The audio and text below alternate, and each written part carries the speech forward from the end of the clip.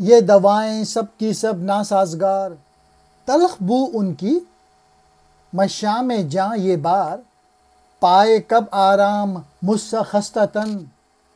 ہوں دوا سے مثل طفلہ نالہ زن، ہوں شکر لیساں دوائے تلخ پر، زیر لب خنداں زنا ہے چارہ گر، ہو بسیری کی طرح میرا علاج، پھر سے کر دے میری اصلاح مزاج، تیری شفقت ہے برائے عامیاں، افہوں میں مانند مادر مہرباں، شب پرستوں سے ہوں پیکار آزماں، پھر دیے کو میرے ہو روغن عطا، تیری ہستی سے ہے دنیا پر بہار، اپنے پرتوں سے ہو مجھ پر فیض بار، جانتا ہے قدر تن کی جان سے ہے،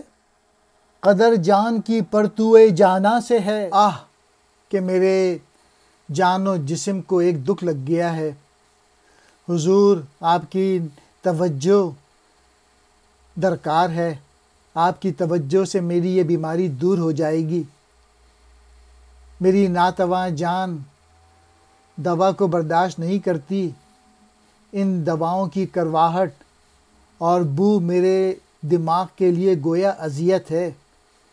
یہ دوائیاں مجھ بیمار کی بات آگے نہیں بڑھا سکتی، کیونکہ میں تو ان سے بچوں کی طرح رونے لگتا ہوں، یعنی مجھ سے نہیں پی جاتی،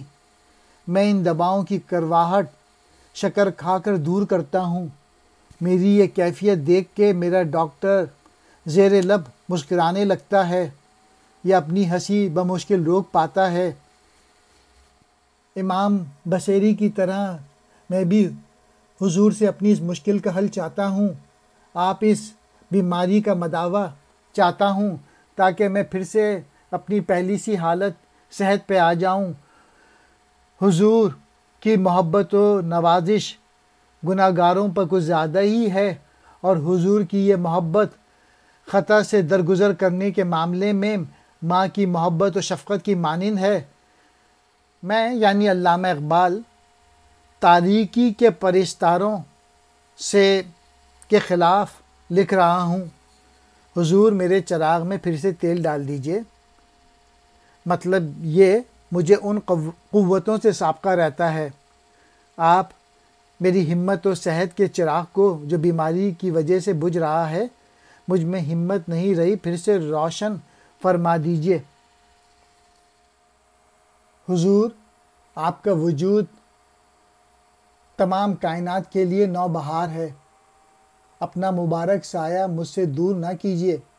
یعنی آپ ساری کائنات کی زندگی ہیں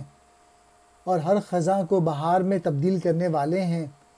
میری خزاں یعنی بیماری کو بھی بہار میں یعنی صحت میں بدل دیجیے، آپ کو تو علم ہی ہے کہ جسم کی اہمیت روح کے باعث ہے اور روح کی قدر و قیمت محبوب کے سائے سے ہے، یعنی آپ صلی اللہ علیہ وآلہ وسلم کے لطف و کرم کا سایہ میری جان اور میرے جسم کے لیے سکون اور راحت اور آسودگی کا باعث بنے گا۔